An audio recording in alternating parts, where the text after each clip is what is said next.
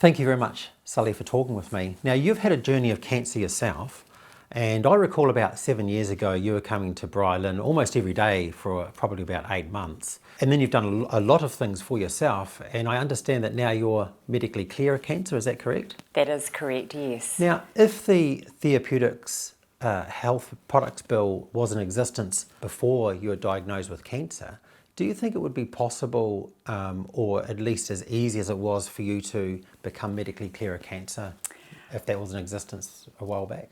I certainly doubt that the outcome would have been the same. I think not just in a physical sense, but also an emotional sense as well. It definitely empowered me more to get well and stay well with the fact that I didn't have to put anything into my body that would not be natural. I, for one, am allergic to most drugs, and the side effects are generally not good, and you get into a situation where it's not just a physical thing, but it's an emotional thing as well that affects you mentally. And I wouldn't really want to have to go down any other path than the holistic path that I chose with Brilin. The main reason I chose that path was the specialist that I had at the hospital hadn't struck anything like me before, and wanted to confer with colleagues, which she did do.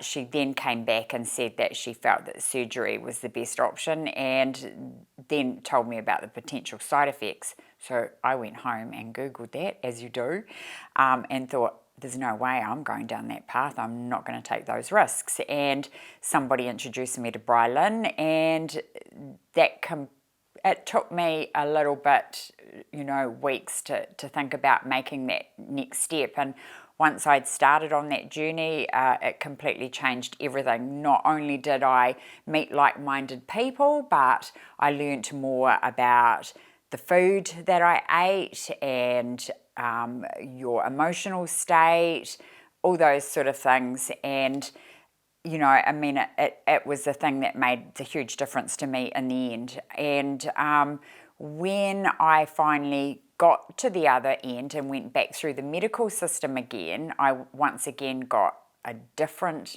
specialist, as they were filling a position with locums, and he had read my file before I'd gone in there, and he noted that 7 years prior to that I'd had a basal cell carcinoma removed from my neck, which had it been left much longer would have been not a good outcome. He asked me what I'd done this time around that had got me out the other end with clear results, and I told him about Brilin, and I told him about my food journey, supplements, herbs, bioenergy medicine in general, and he just looked at me and said, "It's a shame you didn't learn your lesson the first time." And that really struck home with me, and I walked away from there and I thought, I am never, ever going to be unwell again, basically.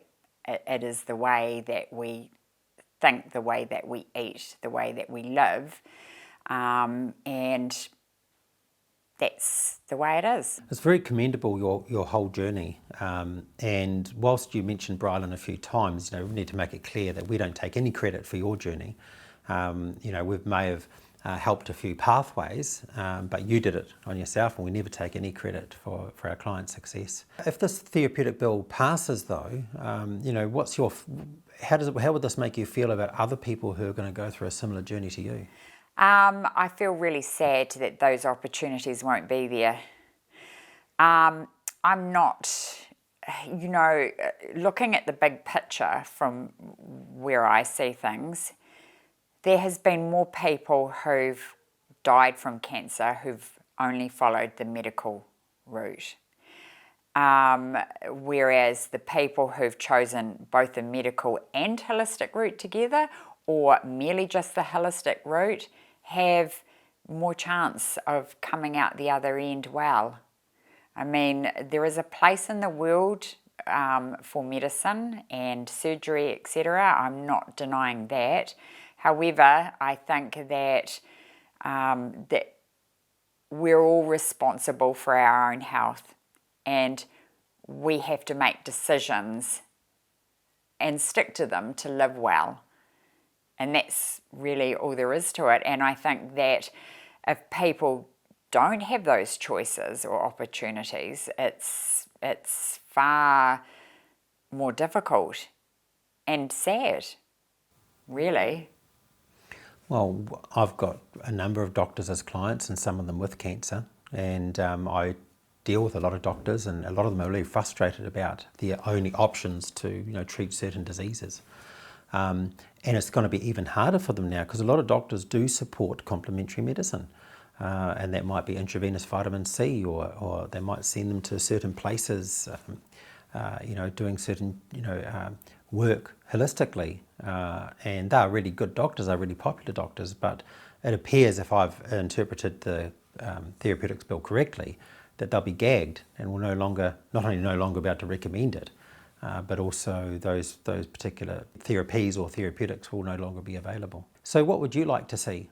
Well, I'd like to see a little bit more openness about the whole therapeutics bill so that people are more aware of what there actually is happening. That's the whole thing. We don't know exactly because of the disinformation, misinformation thing. I think there needs to be more openness, and I do believe that there could be some more regulations on some of the products, but then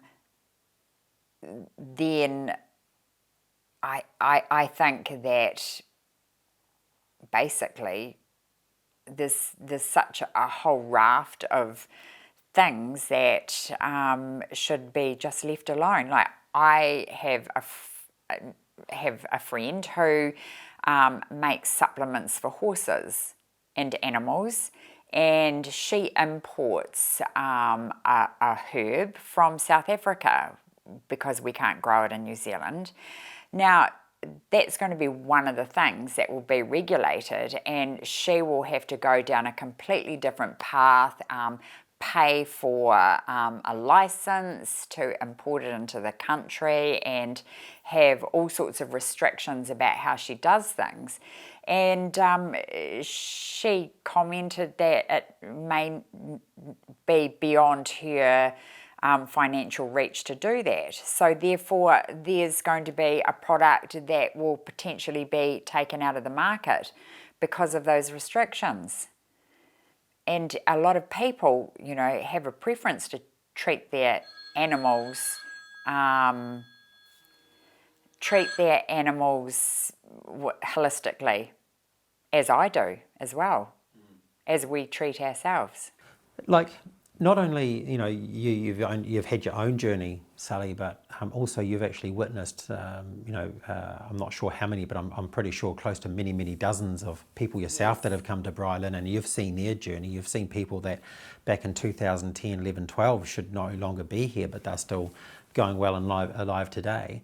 Would those types of people be around alive today if that therapeutic bill was around, do you think? Probably not. Probably not. And, the sad part is with that whole journey really is that it's often the people that you meet along the way, like the Barrys and the Chris's of the world, that inspire your journey and give you the comfort in knowing that they've done that journey and they've come out the other end, and that you can do it. You have to have it within yourself to do it. But it's the fact that, I know myself. I mean, hopefully I'll never have to do that journey again. Hopefully I look after my health well enough and my immune system that it's never going to happen to me again. But if I thought that that opportunity to go down that same path would be removed now, I'd be beside myself, and beside myself for other people. I mean, that's the thing. It's just like, it's a scary thought that that opportunity wouldn't be there.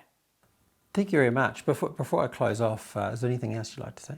I just think that we all need to look within ourselves for our own journeys and look after ourselves rather than relying on somebody else to do it for us. The medical system and the government, they're not there to look after us. We're here to look after ourselves and teach our children to be the same way. And so I think that that's the path that we should be taking rather than looking for answers elsewhere. And that's really about it.